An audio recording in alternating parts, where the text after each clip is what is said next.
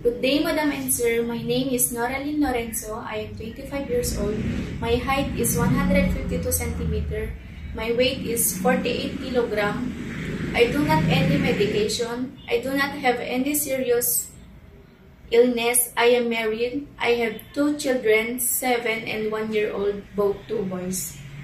I am high school graduate. My work experience in the Philippines is domestic helper and to taking good care of 3 years old baby. I worked in 3 years from 2019 to 2022 of them.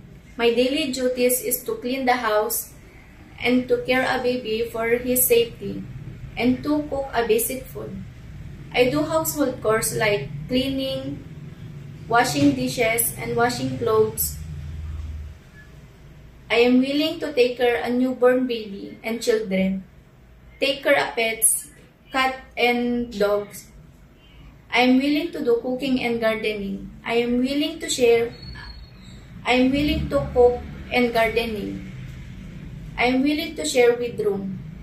I hope, Mom, if you hired me, I will assure you I will work for you as long as I can. Thank you.